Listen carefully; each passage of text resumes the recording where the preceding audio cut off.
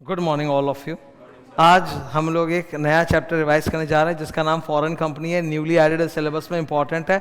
इस चैप्टर का actually technical नाम है CIOI, company incorporate outside India, पर उसी के अंदर एक कैटेगरी है जो ज़्यादा मशहूर है जिसको हम लोग फॉरेन कंपनी भी कहते हैं। इस चैप्टर के अंदर कितने फॉर्म नंबर्स आते हैं? 5, पर अपने सिलेबस में 4 आते हैं। FC मतलब foreign company, FC 1 2 3 4 4 form numbers आते हैं। ठीक है, तो मैं पहले से एक बार हल्का सा बता देता हूं, फिर अंदर पढ़ेंगे। कोई भी विदेशी कंपनी जब भारत में आके अपना ब्रांच खोलती है, ब्रांच, वो फॉरेन कंपनी है। लेकिन अगर वो इंडिया में आके एक कंपनी खोल लेती है तब फिर वो कंपनी जो सब्सिडी खोलती है वो एक इंडियन कंपनी कहलाता है, because it is registered in India. एक सबसे बड़ी गलत फहमी है, जब भी लोग फॉरेन कंपनी बोलते हैं तो उनके दिमाग में एग्जाम्पल आ जाता है कोका कोला, नेस्ले, ये हिंदुस्तान लीवर। सर जी, ये सब के सब टेक्निकली क्या है? इंडियन कंपनीज, बिकॉज ये लोग इंडिया में आके ब्रांच नहीं खोले हैं, बाकायदा एक नया कंपनी इनकॉर्पोरेट कराएं और मैन्युफैक्चरिंग कर रहे हैं। RBI का नियम है, कोई भी विदेशी ब्रांड अगर भारत में आके मैन्युफैक्चरिंग करेगा ना तो उसको भारत में कंपनी इनकॉर्पोरेट करना पड़ेगा। तो हम जो कोका कोला पीते हैं या नेस्ले, या क्या नाम है तुम्हारा, नेस्ले का जो मैगी खाते हैं, या तुम्हारा क्या हिंदुस्तान लीवर का जो सामान है, वो सब तो इंडिया में मैन्युफैक्चर हुआ है। तो ये लोग सब इंडिया में सब्सिडी खोलकर काम कर रहे हैं, तो all of them are Indian companies. वो इस चैप्टर का सब्जेक्ट मैटर नहीं है। फॉरेन कंपनी का मतलब होता है जो पैदा बाहर हुआ और सिर्फ ब्रांच इंडिया में, सिर्फ क्या है? ब्रांच, एक फिजिकल लोकेशन टाइप या कोई इलेक्ट्रॉनिक प्रेजेंस के थ्रू बिजनेस कर रहा है, पर इंडिया में कंपनी खोला नहीं है। That's a foreign company. Definitely तुम बोलोगे सर गिव मी एग्जांपल। कहां से एग्जांपल? अगर वो इंडिया में इतना ही मशहूर होता कि मैं एग्जांपल दे पाता, तब तो वो लोग इंडिया में मैन्युफैक्चरिंग कर रहे होते और इंडिया में सब्सिडी कंपनी खोल के काम कर रहे होते ना। तो वो नहीं है। ये लोग विदेश, foreign companies are very less popular because वो विदेशी ब्रांड है, इंडिया में खाली अपना ब्रांच खोला है, दैट्स ऑल। उसी को बोलते हैं फॉरेन कंपनी। नियम है कि एक विदेशी कंपनी जब भारत में पहली बार कदम रखेगा, अपना ब्रांच खोलेगा ना, तो इन्फॉर्म करेगा ROC न्यू दिल्ली को। किसको? ROC न्यू दिल्ली को एक फॉर्म देगा, FC1 RBI का approval letter to start in branch in India and 8 attachments. ठीक है, जब जब उनके इंफॉर्मेशन में चेंज होगा तो FC2 जमा करेंगे। क्या जमा करेंगे? अपना एनुअल अकाउंट्स भी ROC में जमा करेंगे, FC3, और एनुअल रिटर्न भी जमा करेंगे, FC4। यही 4 नंबर अपने काम का है। ओके सर, आओ देखते हैं। ठीक है, प्लीज सेक्शन नंबर्स का रेंज याद करो। 379 से लेके 393A पनिशमेंट का एक ही सेक्शन है, 392। 392 यही पनिशमेंट का सेक्शन है। तो यहाँ पे अलग अलग सेक्शन में पनिशमेंट नहीं है, सीधा पनिशमेंट कौन से सेक्शन में डाला गया? 392, उसी के अंदर पनिशमेंट आपको मिलेगा, अलग से कहीं और पनिशमेंट नहीं है। रेंज याद करो, 379 से लेके 393A, ये 5 सेक्शन का जो रेंज है, 387 से लेकर 391, ये 5 section IDR, full form Indian depository receipt. Definition of foreign company का सेक्शन क्या है? 2 का 42। एक इन्होंने एक्स्ट्रा सेक्शन यहाँ पे घुसेड़ा है जिसका नाम है 234, 234, 1 2 3 4, 1 हटाओ, 2 3 4, 234, amalgamation of CIOI foreign companies, extra डाला है ICI ने। आओ पढ़ते हैं सर। सबसे पहले हम लोग क्या पढ़ने जा रहे हैं? Definition of foreign company. ये इधर देखो तो जरा बोर्ड पे प्लीज सबको, इधर देखो, ये वेन डायग्राम दिख रहा है। वेन डायग्राम में क्या है? CIOI। देखिए सर, CIOI मतलब जो कंपनी विदेश में इनकॉर्पोरेट हुआ है। अब अगर वो लोग भारत में आके बिजनेस कर रहे हैं तब तो हम उनको FC बोलेंगे, लाल डिब्बा, FC फॉरेन कंपनी। और बहुत सारे ऐसे CIOI है जो भारत में धंधा नहीं करते, तो वो CIOI कहलाएगा, वो FC नहीं है। उसको आप रेगुलेट क्यों करोगे? ऑस्ट्रेलिया में एक कंपनी खोली हुई है, वहां के लोगों ने खोली, वहां पे धंधा करते हैं, इंडिया में उनका कोई लेना ना देना, तो हम लोग वहां जाके थोड़ा उसको रेगुलेट करेंगे। तो ऐसी विदेशी कंपनी जो टोटली कटी फटी अलग है हमसे हमारा देश से कोई कनेक्शन नहीं है, उसको आप बोलोगे सिर्फ CIOI। और वो CIOI जो भारत में आके धंधा कर रहा है उसको बोलोगे FC, foreign company. So FC is a part of. अच्छा, याद रखना, हमारे देश में IDR इशू कौन कर सकता है? चाहे ये चाहे वो, दोनों कर सकते हैं। IDR फुल फॉर्म, चाहे CIOI चाहे FC हो, वो देश में IDR इशू कर सकता है। ठीक है, मास्टर समरी, अगर CIOI ने हमारे देश में आके एक सब्सिडरी कंपनी खोल लिया तब वो सब्सिडरी कंपनी क्या माना जाएगा? उधर देखो, इंडियन कंपनी। अगर CIOI ने इंडिया में एक ब्रांच खोल लिया तो वो ब्रांच क्या माना जाएगा? FC। नंबर 3, CIOI का अगर हमारे देश में कोई व्यापार ही नहीं है तो वो सिर्फ CIOI। बहुत बढ़िया। सेक्शन का चार्ट देखो जरा बोर्ड पे गौर से। Section 379 to 393A applies on all FC, FC मतलब फॉरेन कंपनी, और IDR वाले सेक्शंस का रेंज क्या? IDR का 387 से 391, नीचे वाला 387 से, ये किस पे? IDR पे। IDR कोई भी इशू कर सकता, CIOI भी और FC भी, तो ये दोनों पे अप्लाई करेगा। तो अंदर क्या लिखा? Applies on all CIOI and FC। IDR पे बाद में जाएंगे, अब इधर आ जाओ। सबसे पहले वो अंदर definition of foreign company. Foreign company का सेक्शन नंबर बोलो तो। Very good.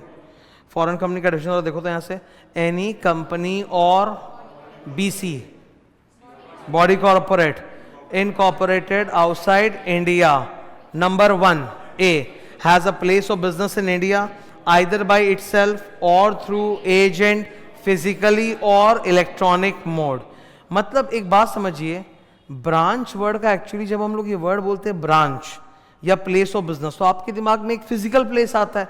जैसे ये एक फिजिकल प्लेस ऑफ बिजनेस है, मैं बैठा हूं, तुम लोग बैठे हो, मैं पढ़ा रहा हूं, है ना, फिजिकल प्लेस। लेकिन इन्होंने तो बोला फिजिकली और थ्रू, मतलब फिजिकल प्लेस भी नहीं। जब भारत में आप ऑनलाइन व्यापार करोगे तो फिजिकल प्लेस तो नहीं है, फिर भी वो इंडियन प्रेजेंस है, तो वो फॉरेन कंपनी माना जाएगा। तो याद रखना, कोई विदेशी कंपनी अगर इंडिया में उसका फिजिकल प्लेस नहीं है पर ऑनलाइन बिजनेस कर रहा है तो भी वो FC माना जाएगा, फॉरेन कंपनी। ये बात मैंने नोट में लिखी है, नोट पढ़ो तो हर रंग का अत्रो।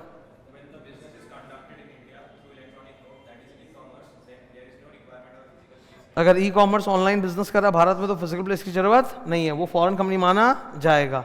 एंड नंबर B क्या है? Conducts any business activity in India in any manner. अच्छा, ये जो इलेक्ट्रॉनिक मोड है इनके ऊपर इनका बहुत सारा क्वेश्चन बनता है। इधर देखो तो, इलेक्ट्रॉनिक मोड में ये थोड़ा नाम याद करो तो, B2B, ये नाम लिखना एग्जाम है। हाँ, B2B, B2C फुल फॉर्म आता है business to business, business to consumer. Okay, Uber क्या है? ऊबर क्या है? अरे ऊबर का फुल फॉर्म नहीं पूछ रहे, B2B है कि B2C है? सर हम लोग के पास जितने भी ऐप्स जो हम लोग यूज करते हैं, हम लोग तो एंड कस्टमर है, तो वो सब क्या है? B2C।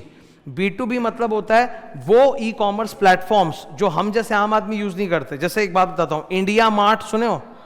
indiamart.com, यहां पर होलसेलर लोग जा जाके एक बार में माल खरीदते हैं, तो बिजनेस टू बिजनेस, हम जैसे कस्टमर नहीं जाते, तो वो B2B है। B2B, B2C।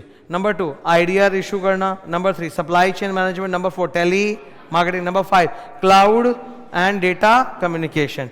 ये सब ऑनलाइन सर्विसेज अगर करते हैं भारत में तो उसको प्लेस ऑफ बिजनेस ही माना जाता है। It's a deemed place of business, physical place की जरूरत नहीं है, ये फॉरेन कंपनी माना जाएगा। एक एक्सेप्शन है इसका, ऊपर देखो एग्जम्पशन। अगर एक CIOI है, उसने गुजरात गिफ्ट सिटी अहमदाबाद, वहां IFSC सेंटर है ना, उसमें अगर उसने IDR इशू किया है तो वो हम फॉरेन कंपनी नहीं मानेंगे, उसके ऊपर ये चैप्टर अप्लाई नहीं करेगा। ठीक है, IDR इशू किया, not treated as foreign company, exemption है उसको। तो अगर आप गिफ्ट सिटी अहमदाबाद में भी एक स्टॉक एक्सचेंज है जिसका नाम क्या है? India inks, India international exchange. तो उस स्टॉक एक्सचेंज पर अगर आप IDR इशू करोगे तो उसको ऑनलाइन मोड माना नहीं जाता, आपको फॉरेन कंपनी माना नहीं जाता। यहां तक ठीक है क्या? ये क्लियर डेफिनेशन। ऊपर नंबर 1, एक विदेशी कंपनी है CIOI, उसका बोर्ड मीटिंग बस भारत में होता है, बाकी वो लोग कोई धंधा भारत में नहीं करते, खाली बोर्ड मीटिंग करते हैं, तो भाई फिर वो प्लेस ऑफ बिजनेस इंडिया में नहीं है, वो फॉरेन कंपनी नहीं है, नॉट अ फॉरेन कंपनी।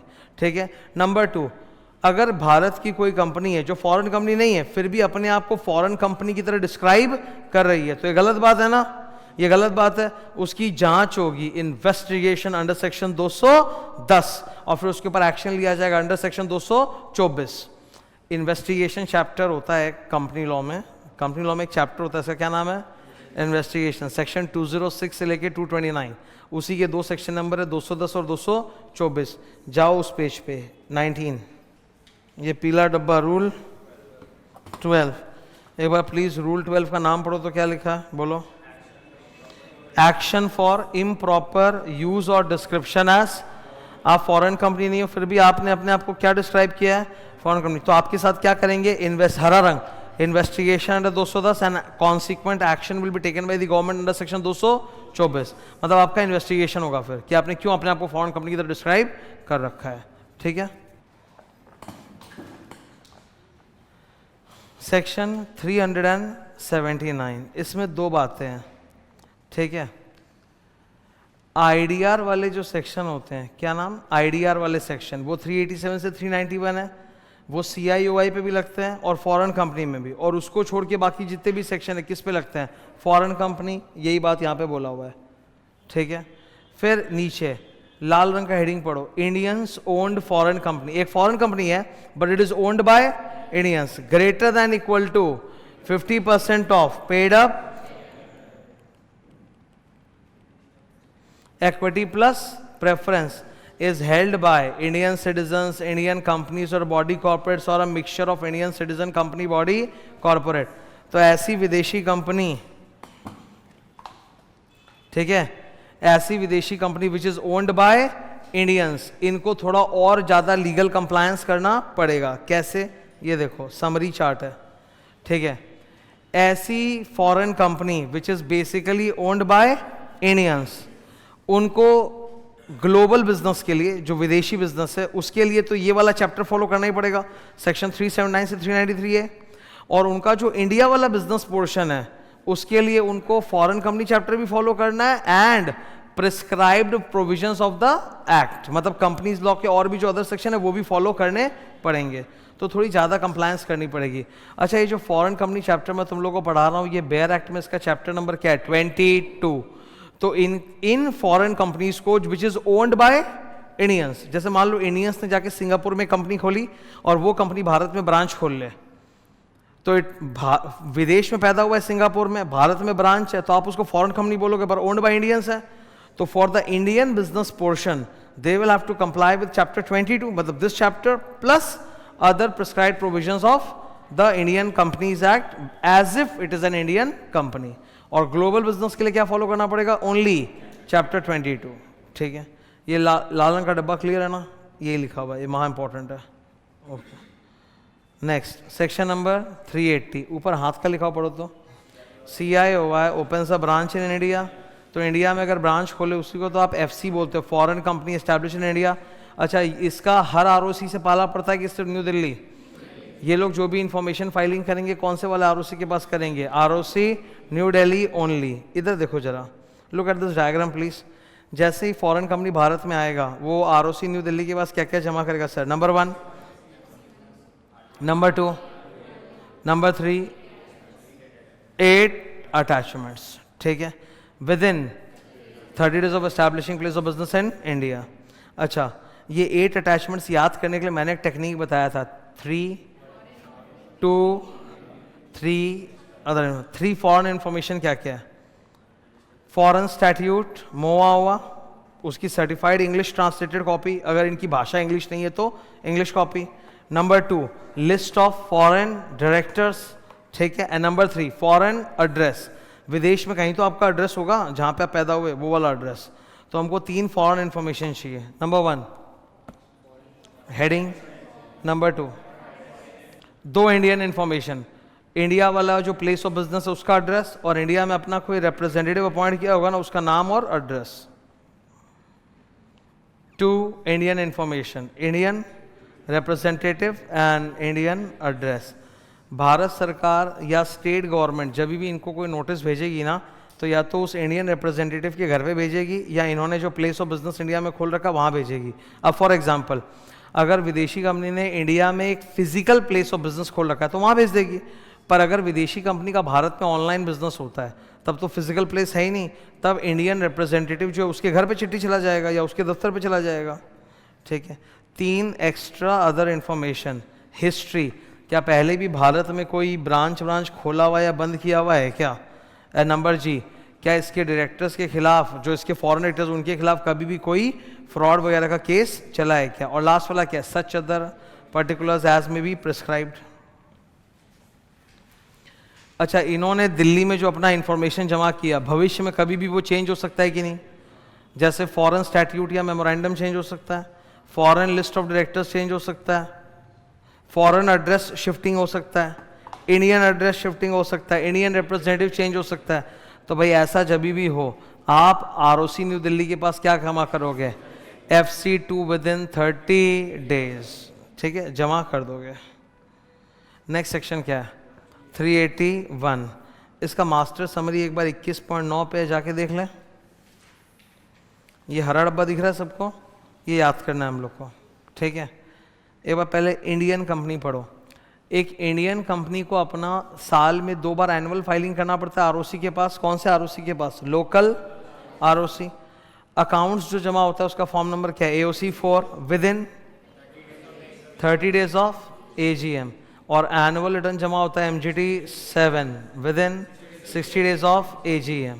लेकिन अब यहाँ देखो, फॉरेन कंपनी का जो भी अकाउंट्स और रिटर्न है कहाँ जमा होगा? ROC new Delhi.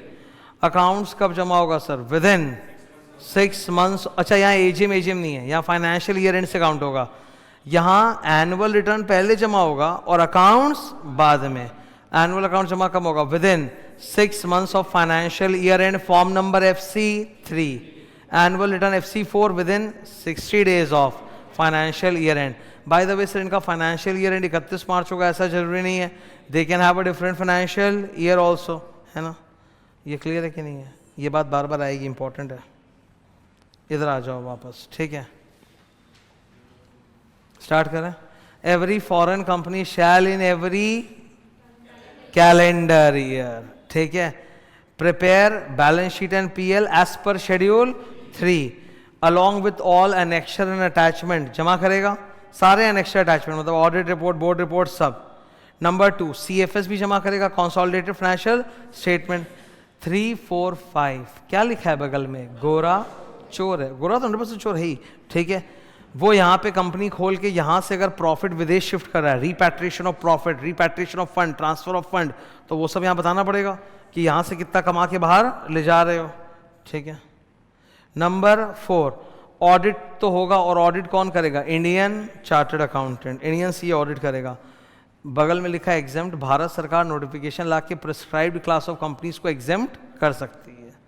ये कब तक जमा हो जाना चाहिए ROC के पास? Annual accounts FC3 6 months from the end of financial year है, और 6 मंथ्स को 3 महीने से फर्दर एक्सटेंड किया जा सकता है। 6 + 3 मंथ्स फर्दर एक्सटेंशन मिल सकता है।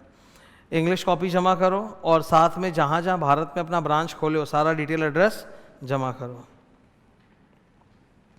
नेक्स्ट क्या है?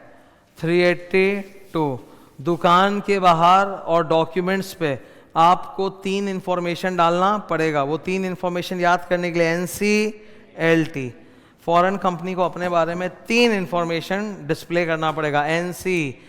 N name of the foreign company, C country of incorporation मतलब विदेश का address, L limited liability status. अगर दुकान के बाहर डिस्प्ले करोगे तो कौन सी भाषा में करोगे? English and vernacular. डॉक्यूमेंट्स में डिस्क्लोज करोगे तो किस भाषा में? इंग्लिश। ये दिख रहा है अपने को, सब क्लियर है। मैंने तुम लोगों को बोला भी था, जैसे मेरे सेंटर के बाहर बड़ा सारा बोर्ड लगा हुआ है ना, तो उसमें इंग्लिश में तो बड़ा लिखा हुआ ही है, लेकिन लोकल लैंग्वेज में भी थोड़ा सा लिखा हुआ है। ये नियम होता है एक्चुअली म्यूनिसिपैलिटी का कि आप लोकल लैंग्वेज में भी लिखोगे। कोई मानता है, कोई नहीं मानता, वो सब म्यूनिसिपैलिटी वाले जब पकड़ेंगे, बांस करेंगे तब की बात है, लेकिन करना चाहिए। मतलब 2 भाषा में देना पड़ता है, English and your other local languages. मैंने ना कुछ ऐसे शहर देखे हैं भारत में जहाँ पे इंग्लिश नहीं होता, लोकल लैंग्वेज ही बड़ा बड़ा लिखा हुआ रहता है।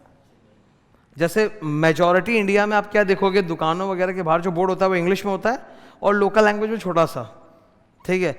लेकिन कोई कोई इलाके ऐसे हैं भारत में जहाँ लोकल लैंग्वेज की इतनी इज्जत है कि लोकल लैंग्वेज ही बड़ा बड़ा लिखा रहता है और इंग्लिश या तो रहता ही नहीं है, छोटा सा रहता है, ठीक है।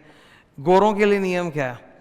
अगर ऑफिस वगैरह के बाहर लिखोगे तो English and vernacular, documents letters में इंग्लिश। 383 छोटा सेक्शन है। सरकार अगर इनको कोई नोटिस भेजेगी तो कहाँ भेजेगी? या तो इनका जो इंडियन रिप्रेजेंटेटिव बंदा है उसके एड्रेस पे, या इन्होंने इंडिया में जो प्लेस ऑफ बिजनेस खोला है उस एड्रेस पे भेजेंगे। कैसे भेजेंगे?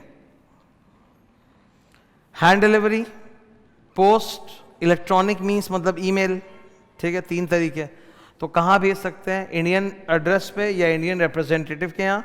3 तरीके हैं, हैंड डिलीवरी, पोस्ट और इलेक्ट्रॉनिक मीन्स मतलब ईमेल, ठीक है। फैक्स तो देखो झूठ है, फैक्स तो बंद हो चुका है, तुम समझ रहे हो। फैक्स मशीन मेरा भी देखा हुआ नहीं, इनफैक्ट मतलब बहुत पहले कभी रहा होगा फैक्स मशीन।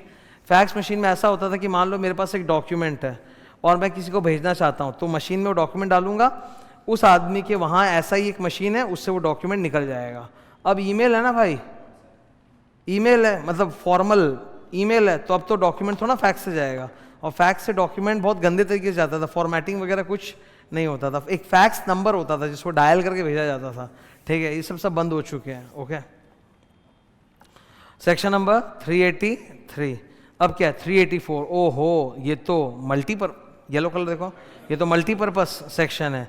इस 384 नंबर सेक्शन की ज़रूरत क्या थी? इसकी ज़रूरत क्या थी? देखो सर, कंपनी लॉ में जो नॉर्मल कंपनी लॉ, उसमें इतने सारे सेक्शन, इतने सारे टॉपिक्स हैं। क्या फॉरेन कंपनी के लिए हर उस मुद्दे पे अलग से सेक्शन बनाया जाए? फिर तो सर ये चैप्टर इतना मोटा हो जाएगा। तो इन्होंने क्या किया, नॉर्मल कंपनी लॉ के बहुत सारे सेक्शन, बहुत सारे टॉपिक्स, इनके ऊपर म्यूटाटिस म्यूटेंडिस अप्लाई कर दिया। वही पर्पस है इस सेक्शन का। 384 क्या करता है, कंपनी लॉ के बहुत सारे टॉपिक्स इस पे म्यूटाटिस म्यूटेंडिस फॉरेन कंपनी में अप्लाई कर देता है। देख रहे हो? एक बार ये सेक्शन नंबर किस मुद्दे पे बता सकते हो? मैं बताता हूँ। 71 debenture, 92 annual return, 135 CSR, 128 books of account, 77 से 87 चार्ज लोन लेते हैं तो असेट गिरवी करते हैं, वही चार्ज रजिस्ट्रेशन, 206 से 229 इन्वेस्टिगेशन। तो ये सारे सेक्शन फॉरेन कंपनी में क्या अप्लाई? म्यूटाटिस म्यूटेंडिस का मतलब क्या होता है? Similarly with some changes. देखो उड़ रहा है अति बदम, और मेरे ही बुक पे जाके सच्ची में इधर। तो ये क्या होगा, म्यूटाटिस म्यूटेंडिस अप्लाई करेगा। म्यूटाटिस म्यूटेंडिस का मतलब होता है सिमिलरली विथ सूटेबल मॉडिफिकेशन। जैसे एनुअल रिटर्न जो जमा होगा, एनुअल रिटर्न क्या यहाँ पे MGD 7 में होगा, किस में होगा? FC4। अच्छा, कब तक जमा होगा? With in 60 days of financial year and. ठीक है, दिख रहा है सब सेम। ओके, खाली एनुअल रिटर्न के लिए बोला है, FC4 है, 60 डेज ऑफ फाइनेंशियल एंड में जमा होगा। और किसके पास होगा? ROC बैंगलोर। ठीक है, बुक्स ऑफ अकाउंट्स कहाँ रखेंगे? Registered office. अच्छा, इंडिया वाले प्लेस ऑफ बिजनेस में जो बुक्स ऑफ अकाउंट्स रहेगा वो ग्लोबल बिजनेस का बुक्स रहेगा कि इंडियन बिजनेस का? हाईलाइटर पढ़ो, समझे कि नहीं समझे? रजिस्ट्रेशन ऑफ चार्ज इनके ऊपर भी अप्लाई करेगा, बाकी इंस्पेक्शन इन्वेस्टिगेशन इन पे भी अप्लाई करेगा। म्यूटाटिस 385, जब भी ROC में कोई डॉक्यूमेंट जमा होगा तो फीस वगैरह भी देंगे। हाँ, तो वो तो ROC पे कागज का भूखा है और पैसे का भी भूखा है, मतलब कोई भी फॉर्म जमा करो तो ऑनलाइन फीस तो देना पड़ता ही है। ठीक है, सेक्शन नंबर 386 इंटरप्रिटेशन, कुछ चीज़ों का मतलब बताया गया। देखिए सर, जो विदेशी कंपनी जिस देश से आ रहा है, ज़रूरी तो नहीं कि उस देश में इंग्लिश चलता हो। इंडिया में इंग्लिश इतना ज़्यादा इसलिए चलता है बिकॉज 200 साल की ब्रिटिश हुकूमत रह चुकी है। एक तरह से इंग्लिश को ना क्लास लैंग्वेज की तरह इंडिया में परसीव किया जाता है, और ये बात सच है। ठीक है, अगर आप संभ्रांत लोगों के बीच में, और अगर आप इंग्लिश में बात नहीं कर रहे हो, लोकल भाषा में बात कर रहे हो या हिंदी में सपोज बात कर रहे हो, तो आपको इन्फीरियर माना जाता है। इंग्लिश में बात करते हो सुपीरियर माना जाता है, जो कि अति गलत बात है, पर ये सच है, ये होता है। क्या तुम इंटरव्यू पे जाके हिंदी में बात कर सकते हो? आर्टिकलशिप के लिए तुमको कॉल आया, इंटरव्यू में गए, ठीक है, कल क्वालिफाई करके फाइनल पास हो गया, जॉब के इंटरव्यू पे गए, तो वहाँ पे कैसा भी हो, टूटा टाटा इंग्लिश ही होगा। सामने वाला भी यही बोलेगा, तुम भी यही बोलेगा, सामने वाला भी इंग्लिश ही बोलेगा, पर उसका भी टूटा टाटा होगा। अरे वो भी अंग्रेज थोड़ा है, वो भी तो इंडियन ही है, वो भी तो नॉर्मल अपने कंपनी के अंदर हिंदी में बात करता डोलता रहता है। ठीक है, इंटरव्यू के लिए वो इंग्लिश टपका रहा है, थोड़ा सा सुबह रिवाइज करके आया है। ठीक है, तो इंडिया में प्रॉब्लम क्या हो गया कि वो इंग्लिश को क्लास के साथ एसोसिएट कर दिया गया। पूरा बॉलीवुड इंग्लिश में बात करता है, खाली गाने हिंदी में गाते हैं, और उस गाने के बारे में जो वीडियो आ रहा है, वो अभी रिसेंटली एक कोई वीडियो आया है, आमिर खान ने निकाला है, कोई मदर्स डे वगैरह का गाना है जो श्रेया घोषाल गा रही है, खाली गाना हिंदी में, और बाकी वहाँ जितने भी लोग थे, आमिर खान, उसकी एक्स वाइफ, 10 सिंगर, सब बैठ के इंग्लिश में ज्ञान झाड़ रहे हैं गाने के बारे में। ठीक है, तो ये इंडिया में इंग्लिश क्लास लैंग्वेज बन गया, इस वजह से ऑफिशियल पर्पसेस के लिए इंग्लिश है। किताब जो मैंने दी वो किस भाषा में? इंग्लिश में। इंडिया में 90% से ज़्यादा स्टूडेंट्स जो सीए का एग्ज़ाम देते हैं, 99 होगा मौका पे वो इंग्लिश मीडियम में ही देते हैं। दो ही भाषा में एग्ज़ाम होता है, इंग्लिश और हिंदी में। हिंदी में बहुत कम जन देते हैं, वो मैं बता देता हूँ किन इलाकों का देते हैं। मध्य भारत और नॉर्थ इंडिया। नॉर्थ इंडिया में भी जो एक वो राजस्थान हरियाणा वाला बेल्ट है ना, वो थोड़ा एक देता है हिंदी में एग्ज़ाम, राजस्थान हरियाणा वाले बेल्ट के। और सेंट्रल इंडिया में वो जो मध्य प्रदेश छत्तीसगढ़ वाला रीजन है ना, वहाँ से कुछ स्टूडेंट हिंदी में देते हैं, वरना पूरे भारत में टोटल इंग्लिश में स्टूडेंट्स एग्जाम देते हैं। अब एक बात समझो, जो हमारे साथ हुआ, मतलब ब्रिटिश कॉलोनियलिज्म जो भी है, वो हर देश में तो हुआ नहीं है। तो जिन देशों में नहीं हुआ, उन देशों में आज भी उनकी लोकल भाषा ही डोमिनेट कर रही है। एक कंपनी है जो बीजिंग में, चाइना बीजिंग में, तो भाई उनका तो सारा डॉक्यूमेंट्स, मेमोरेंडम, आर्टिकल, स्टैट्यूट सब वो वहाँ की मैंडरिन लैंग्वेज में होगा। वहाँ दो भाषा चलती, मैंडरिन या कैंटोनीस, ठीक है, इन्हीं भाषा में होगा। तो वो लोग यहाँ जमा करेंगे आरओसी न्यू दिल्ली में, तो मैंडरिन में जमा करेंगे कि English? Certified English translation. Certified, तो सर्टिफाइड का मतलब है सर्टिफाइड इंग्लिश ट्रांसलेशन। इसके ऊपर एग्जाम में क्वेश्चन आया हुआ है, मैं दिखाया था क्वेश्चन, ये देखो, जमा किस डॉक्यूमेंट में होगा, किस भाषा में होगा? English language. अब सर्टिफाइड का मतलब, दो मतलब है। अगर ट्रांसलेशन विदेश में हुआ है, ट्रांसलेशन कहाँ पे हुआ है? इंग्लिश में हुआ है, मतलब the translation was done in India और outside India. If it was done outside India, it will be certified by the foreign person, जो भी फॉरेन कंपनी का ऑफिसर है जिसके कस्टडी में वो डॉक्यूमेंट था, या फॉरेन नोटरी ऑफिसर, वो करेगा। And if the translation has been done in India, then उसको सर्टिफाई कौन करेगा? आपा। आपा का full form advocate, attorney, pleader, affidavit, ठीक है, इंडिया में होगा सर्टिफाई। ये पूछा हुआ एग्जाम में क्वेश्चन। अच्छा, in this chapter the word director includes deemed director. What is a deemed director? Sir, deemed director is a person जो बोर्ड ऑफ डायरेक्टर्स में डायरेक्टर तो नहीं है, but who has the capacity like a director. उसके power, उसके instructions पे company काम करती है। इनको डीम्ड डायरेक्टर या शैडो डायरेक्टर बोलते हैं। पहले डायरेक्टर का जो डेफिनेशन होता था ना, उसमें डीम्ड डायरेक्टर था, फिर हटा दिया गया। तो राइट नाउ डायरेक्टर का जो डेफिनेशन अपने पढ़ते हैं, तुम लोग को जो मैं पढ़ाया हूँ सेक्शन नंबर 2 का 34। अरे याद आ रहा है क्या? सेक्शन नंबर 2 का 34, definition of director. Director means a director appointed on the board of the company. Director means a director appointed on the board of the company, मतलब जो बोर्ड में है वही डायरेक्टर है, जो बाहर है वो डायरेक्टर नहीं है, ठीक है। लेकिन इस चैप्टर में जो बोर्ड पर नहीं है पर जिसके इशारे पे कंपनी चल रही है, वो भी डायरेक्टर माना जाएगा। The expression place of business in India includes share registration या शेयर ट्रांसफर ऑफिस। बेसिकली ये शेयर रजिस्ट्रेशन ऑफिस क्या होता है? विदेशी कंपनी है, उसका शेयर ट्रांसफर ऑफिस यहाँ पे आईटी का काम हो रहा है, इंफॉर्मेशन टेक्नोलॉजी का, कॉल सेंटर टाइप की, शेयर्स वगैरह का रजिस्ट्री का प्रोसेसिंग जो होता है, तो वो शेयर ट्रांसफर ऑफिस भी है, तो उसको भी हम फॉरेन कंपनी मान लेंगे। Place of business in India मान लेंगे। इस पे बहुत क्वेश्चन आया हुआ है प्लेस ऑफ बिजनेस पे, कि the place of business includes share registration office, ठीक है। यहाँ तक आके 386 खत्म होता है। अब सुनो एक बार, रुको एक बार, 387 से 391 क्या है? IDR, बाद में करेंगे, पलटो पेज 19। IDR एक साथ ही कर लेंगे ना रिदम में आके, है ना। 392 is the master section on punishment and penalty. Sir, punishment penalty याद करना पड़ेगा आपको। फॉरेन कंपनी पे कितना और उसके ऑफिसर इन डिफॉल्ट यानी इंडियन रिप्रेजेंटेटिव पे कितना?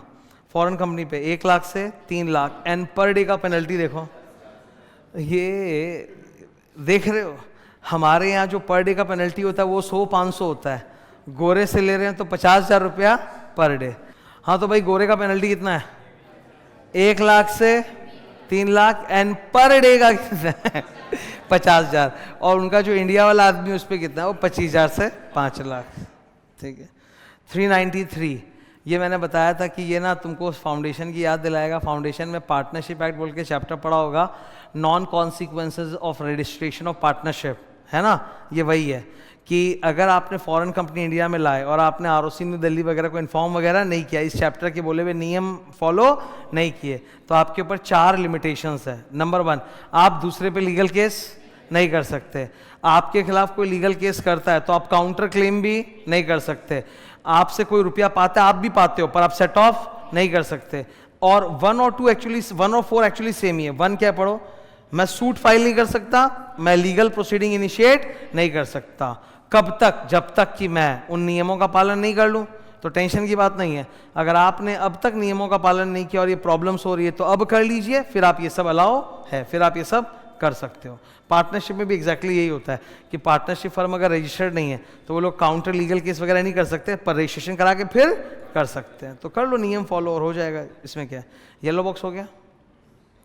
393A, ये तो एक अमेंडमेंट हो गया, ऐड हुआ था। भारत सरकार certain class of foreign companies को इस चैप्टर के नियमों से एग्जेम्प्ट कर सकता है, CIOI और FC को। जैसे एग्जेम्प्ट किया ना, तुम लोगों को दिखाया था, कोई भी CIOI या FC अगर उसमें क्या नाम है तुम्हारा, गिफ्ट सिटी अहमदाबाद में इंडिया इंक्स वाला जो स्टॉक एक्सचेंज, उस पर अगर IDR इशू करे तो उसको हम प्लेस ऑफ बिजनेस या ऑनलाइन बिजनेस नहीं मानते।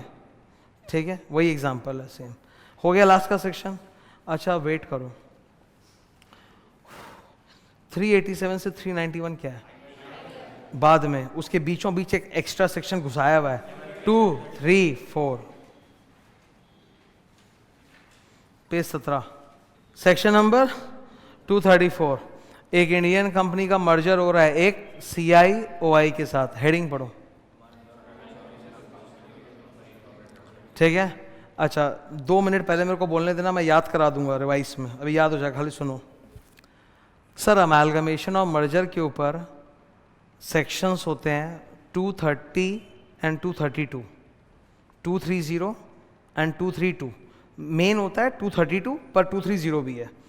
अकॉर्डिंग टू दीज 2 सेक्शंस कोई भी कंपनी जो मर्ज करेगी उसको बाप का अप्रूवल लेना पड़ेगा। बाप मतलब NCLT। किसका अप्रूवल चाहिए? NCLT का अप्रूवल एकदम मैंडेटरी है। कोई भी मर्जर हो, चाहे इंडियन कंपनी का इंडियन कंपनी से हो, तो भी NCLT का अप्रूवल तो सर लगेगा ही लगेगा। और सेक्शन 230 एंड 232 में और भी लीगल कंप्लायंसेस बोले हुए वो आपको करने पड़ेंगे। तो यहाँ क्या लिखा है, जहाँ मेरा हाथ है, जहाँ मेरा हाथ है देखो, दिख रहा है NCLT अप्रूवल वगैरह एंड ऑल दैट, फाइन। अब मेरी बात सुनो, अगर एक इंडियन कंपनी और एक विदेशी कंपनी का मर्जर होगा तब पापा के साथ मम्मी का भी अप्रूवल लगेगा, मतलब NCLT का भी लगेगा और RBI का भी अप्रूवल लगेगा। NCLT का तो चाहिए ही, और किसका चाहिए? RBI का अप्रूवल भी चाहिए। अच्छा ऑब्वियसली जब 2 कंपनियां मर्ज होती हैं, अमेलगमेशन होती है, तो शेयर्स एक्सचेंज किए जाते हैं, है ना।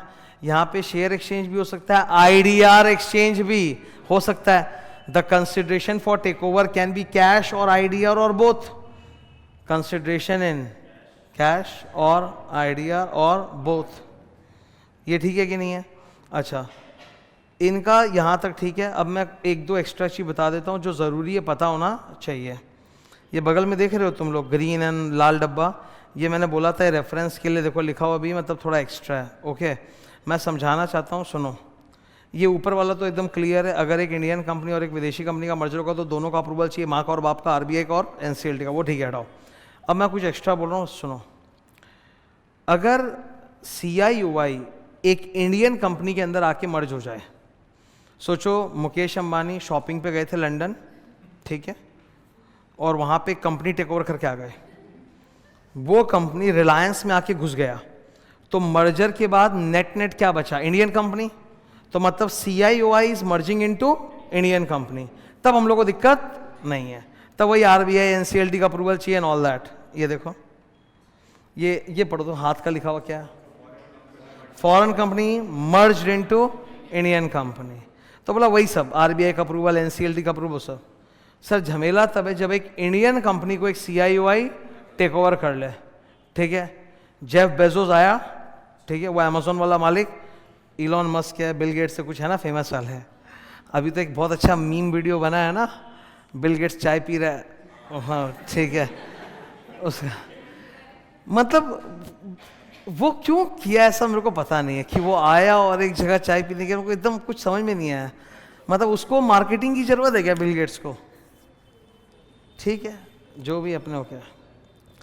बिल गेट्स, तो बिल गेट्स सपोज अगर इंडिया आया और वो कोई कंपनी टेक ओवर कर लिया, मतलब Indian company is getting merge into foreign company, then हम लोगों को कुछ एक्स्ट्रा चेक करना पड़ेगा। RBI NCLT का अप्रूवल तो ठीक है, लेकिन हम लोग को ये देखना है कि वो विदेशी देश जहां पर हमारा कंपनी जा रहा है वो देश कैसा है। क्या वो भी इंडिया की तरह मतलब सारा नियम फॉलो करता है क्या? मतलब हमारे यहाँ जो बैंकिंग सेक्टर का रेगुलेटर है वो कौन है? RBI. RBI is a member of बिस, बीआईएस, ठीक है। तो वैसे उस देश का भी जो सेंट्रल बैंक है, क्या वो बिस का मेंबर है कि नहीं? मतलब वो लोग अपने यहाँ पे मनी लॉन्ड्रिंग को रोकते हैं, टेररिज्म को बढ़ावा नहीं देते, ये सब करते हैं कि नहीं? दूसरा, हमारे देश का स्टॉक मार्केट रेगुलेटर कौन है? सेबी।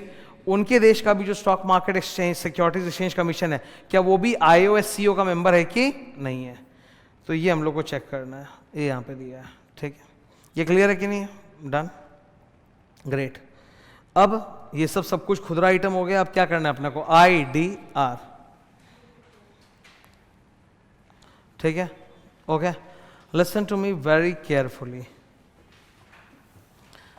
ये आईडीआर वाला टॉपिक ही है जो स्टूडेंट्स को फॉरेन कंपनी चैप्टर में सबसे ज्यादा हर्ट करेगा, दिक्कत देगा। तो मैंने उसके लिए एक सुपर समरी, मास्टर समरी बना रखा है, वो पढ़ लोगे तो तुम्हारा 90% प्रॉब्लम सॉल्व हो जाएगा। Let's start.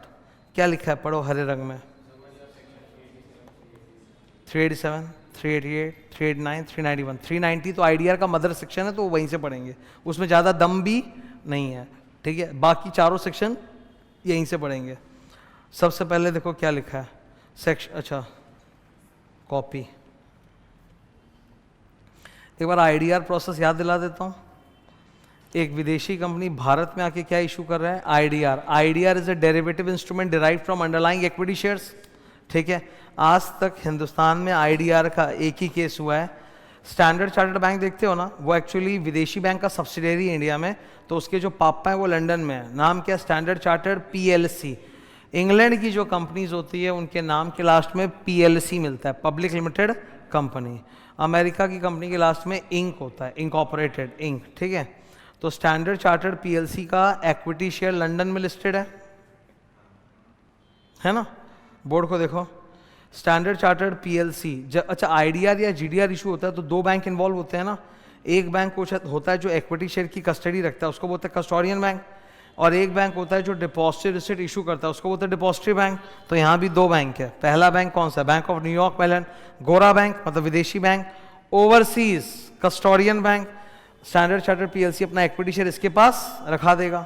जैसे रखा देगा, ये बैंक दूसरे बैंक को, इंडिया वाले बैंक को, स्टैंडर्ड चार्टर्ड बैंक मुंबई को इन्फॉर्म कर देगा कि भाई शेयर आ गया, अब तुम इंडिया में आईडीआर इशू करो। तो इंडिया वाला जो बैंक है स्टैंडर्ड चार्टर्ड बैंक मुंबई, उसको अपने बोलते हैं डोमेस्टिक डिपॉजिटरी बैंक, वो इशू करेगा आईडीआर। अब हम लोग इंडियंस हैं, हम लोग आईडीआर खरीद सकते हैं। खरीद लोगे तो तुमको क्या बोलेंगे? IDR holder. IDRs are also listed on the stock exchange, तो आप बाई सेल कर सकते हो। इंडिया में आईडीआर उतना पॉपुलर नहीं हो पाया, एक ही हुआ था ये केस, इसके बाद हुआ ही नहीं, ठीक है। इसके भी दाम बढ़े नहीं, गिरी गए, ठीक है। ये क्लियर है तो यहाँ तक? Okay. Notes, any first point, any CIOI और FC, मतलब इंडिया में उनका बिजनेस होता हो चाहे ना होता हो, वो भारत में आईडीआर इशू कर सकते हैं। नंबर 2, आईडीआर जो सिक्योरिटी है उस पर कौन सा करेंसी लिखा रहेगा? रुपीस की डॉलर? रुपी। नंबर 3, आईडीआर्स लिस्टेड होते हैं तो आप लोग स्टॉक एक्सचेंज में बाई सेल कर सकते हैं। नंबर 4, लंदन में जब जब इक्विटी शेयर का प्राइस ऊपर नीचे होगा, इंडिया में आईडीआर का प्राइस ऊपर नीचे होगा। इसको हम लोग कहते हैं मिमिक्स। मिमिक मतलब होता है कॉपी करना, ठीक है। ये तो मैंने उस वक्त बहुत डिटेल में समझाया था, अभी हल्के से बोल देता हूँ। डेरिवेटिव्स जितने भी होते हैं ना, derivative instruments, they all mimic the benchmark. Benchmark price ऊपर नीचे होगा तो जैसे मैं गोल्ड बॉन्ड नाम सुने, गोल्ड बॉन्ड, भाई गोल्ड का दाम ऊपर नीचे होगा तो गोल्ड बॉन्ड का भी वैल्यू ऊपर नीचे होगा कि नहीं होगा? हमको बता दें। पेट्रोलियम बॉन्ड सुने हो? पेट्रोलियम बॉन्ड, पेट्रोल का दाम ऊपर नीचे होगा इंटरनेशनल मार्केट पे क्रूड ऑयल का, तो पेट्रोलियम बॉन्ड्स का दाम ऊपर नीचे होगा कि नहीं होगा? ठीक है। इक्विटी शेयर का दाम ऊपर नीचे होगा तो फ्यूचर्स एंड ऑप्शंस का दाम ऊपर नीचे होगा ना। वैसे ही जीडीआर आईडीआर भी डेरिवेटिव इंस्ट्रूमेंट है। ये एक और डायग्राम में देख लो। उफ, एक इंडियन कंपनी जब पब्लिक इशू करती है तो प्रोस्पेक्टस इशू करती है। प्रोस्पेक्टस का मदर सेक्शन क्या होता है? लाल रंग में देखो 26। तो एक इंडियन कंपनी है, जब आईपीओ करना चाहती है तो प्रोस्पेक्टस इशू करती है। पहले वो आरओसी में जमा होता है, फिर सर्कुलेट होता है। कौन से सेक्शन अप्लाई करते हैं? 23 से 42। एक गोरा कंपनी जब भारत में आईडीआर इशू करेगा तो वो भी तो प्रोस्पेक्टस बनाएगा. Prospectus will be filed with ROC. Which ROC? New Delhi. And then circulated. कौन सा सेक्शन अप्लाई करेगा? तो विदेशी कंपनी भारत में जब पब्लिक इशू करेगा तो उसको भी प्रोस्पेक्टस बांटना पड़ेगा.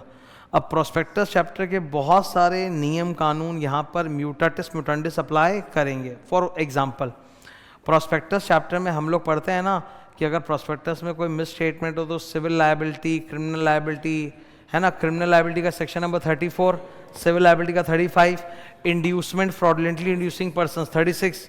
बोला वो सारा पनिशमेंट यहाँ पे भी है.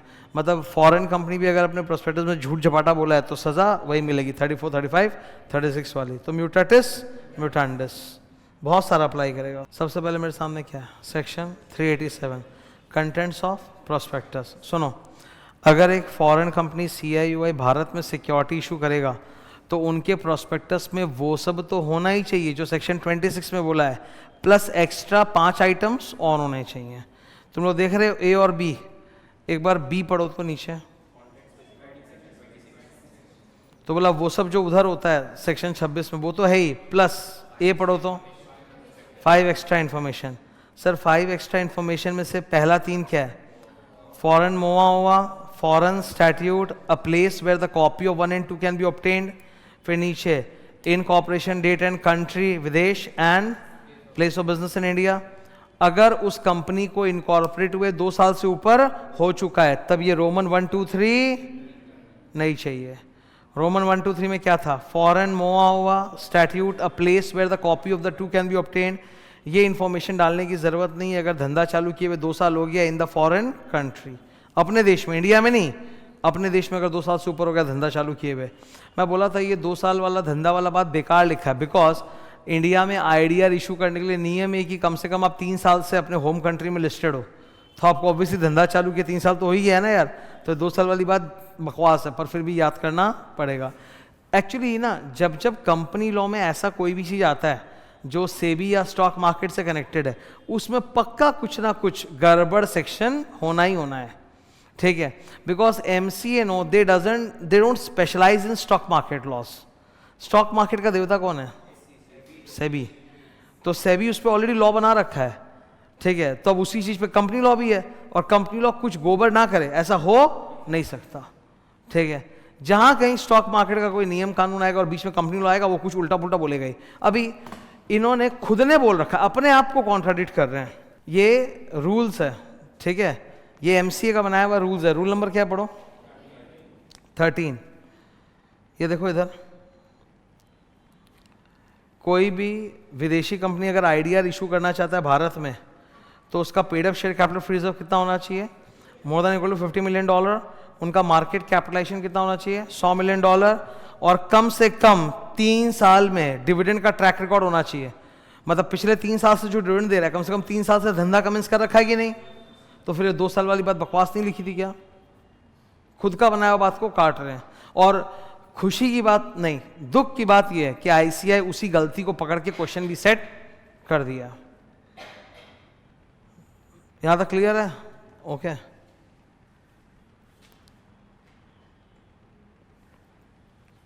एक बार फिर section 387 what is the content of prospectus. Sir section 26 में जो जो होता है वो प्लस 5 एक्स्ट्रा इंफॉर्मेशन. ये रोमन 1 to 5 याद करो ना. ठीक है, Roman 1 to 3 foreign statute, foreign MOA हुआ, copy where place where the copy of 2 can be obtained. ये आपको बताने की जरूरत नहीं है अगर उस कंपनी को बिजनेस कमेंस किए 2 साल प्लस हो चुका है. नंबर 4 क्या है? Date and country of incorporation, जहाँ पैदा हुआ वहाँ का अपना बताओ, और इंडिया प्लेस. नोट्स में यही बात लिखा हुआ है. Okay done. सेक्शन 388 अक्सर हम लोग देखते हैं प्रोस्पेक्टस के अंदर एक्सपर्ट का कंसेंट रहता है ना कि हाँ आप मेरा स्टेटमेंट इंक्लूड कर सकते हो. तो 4 कंडीशंस है. Obtain experts consent, the expert should not have withdrawn the consent, expert consent should also be filed with ROC new Delhi along with the prospectus, and number 4 this fact should be mentioned in the prospectus. 389 महा important है, इस पे questions बनते हैं. ठीक है, आप अपना प्रोस्पेक्टस सबसे पहले किसके चरणों में अर्पित करोगे?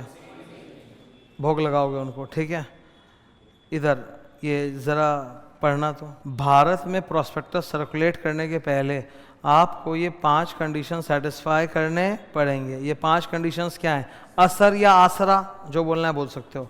ए से द प्रोस्पेक्टस, सपोज ये प्रोस्पेक्टस है आईडीआर के लिए, इट शुड बी ए से approved by the board of directors, signed by C+2D, देखो देखो, चेयरमैन प्लस आसरा, आर से ROC में जमा होना चाहिए और प्रोस्पेक्टस के मुंह पे लिखा होना चाहिए कि ROC में जमा हो चुका।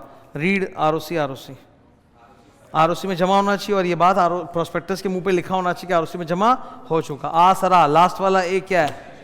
एनेक्शर सारे देने पड़ेंगे। सर अब ये भी ये लोग एग्जाम में पूछे कि भैया क्या एनेक्शर दोगे? आंसर है ई प्यूमा। एनेक्शर लिखा है ना? हाँ लिखा तो है, ई प्यूमा। ई से एक्सपर्ट्स कंसेंट, प्यूमा नीचे से चालू करो, power of attorney, underwriting agreement, material मतलब सारे सिग्निफिकेंट कॉन्ट्रैक्ट्स, और ए से अपॉइंटमेंट कॉन्ट्रैक्ट ऑफ MD। तो याद करना है। सेक्शन 391, अगर ये लोग अपने प्रोस्पेक्टस में झूठ जबाड़ा करेंगे तो इनके ऊपर भी वही सजा है, म्यूटाटिस 34, 35, 36। अच्छा, अगर ये लोग भी बदमाशी करेंगे या सिक्योरिटीज़ बाद में रिडेम्पशन नहीं करेंगे तो इनका जो इंडियन ब्रांच है उसका भी हम लोग अंतिम संस्कार वाइंडिंग अप कर सकते हैं। ठीक है, क्लियर है ये? सेक्शन नंबर 387 क्या लिखा ऊपर हाथ से? मैंने पहले जाके समरी देखो, देख लिया, अभी देखो वही सेम चीज़ लिखा है। अगर अपने होम कंट्री में कमेंस किए हुए बिजनेस 2 साल के ऊपर हो चुका तो रोमन 1 2 3 इन्फॉर्मेशन देने की जरूरत। उसके ऊपर देखो ICAI ने एग्जाम्पल भी डाल दिया। अगर आपके प्रोस्पेक्टस में कोई भी कंडीशन का वेवर है कि ये नियम फॉलो नहीं करना तो वो वॉइड एप इन इश्यू, मतलब आपको कोई वेवर नहीं मिल सकता, नियम तो फॉलो करना पड़ेगा ही। ये तीनों डब्बों का समरी नीचे, इधर देखो। Prospectus is not required to be filed in the following cases. ये वही केसेस हैं जो हम लोग प्रोस्पेक्टस चैप्टर में पढ़े थे। Number 1, issue to underwriters, issue to existing members, issue which is uniform with previously issued securities। 388 summary experts consent के ऊपर है। एक्सपर्ट को भी मिसस्टेटमेंट की सजा मिलेगी अगर झूठ बोला है तो। सेक्शन नंबर 389, ये तो समरी से पढ़ना है, सीधा यहां से पढ़ना ही नहीं है। देखो लिखा है ना, डायरेक्टली रीड फ्रॉम समरी। 390 देखो, 390 सेक्शन बहुत छोटा है, इतना सही है और इसमें कोई दम नहीं है। इसमें ये बोला है कि भारत सरकार IDR को लेके रूल्स बना देगी कि IDR अगर इशू करना है, प्रोस्पेक्टस बनाना है, सर्कुलेट करना है, क्या करना है, उसका रूल्स बना देगी। तो बना चुकी, अब वो रूल्स हमारे सिलेबस में नहीं है। ये मैंने येलो बॉक्स डाला है ना, रूल 13, ये देखो रेफरेंस लिखा होगा, मतलब ये अपने को याद नहीं करना है। सेक्शन इतना सही कि भारत सरकार रूल्स बना देगी, हाँ तो बना दिया। 234 हो गया। 391 क्या लिखा है? Instead of this read summary. ये वही है कि प्रोस्पेक्टस में झूठ बोलोगे तो मिस स्टेटमेंट्स की वही सजा मिलेगी और इनका जो इंडियन प्लेस ऑफ बिजनेस है उसका भी भारत सरकार वाइंडिंग अप कर सकती है अगर वो लोग रिडेम्पशन ऑफ सिक्योरिटीज करने में डिफॉल्ट करता है तो। खत्म। Thank you.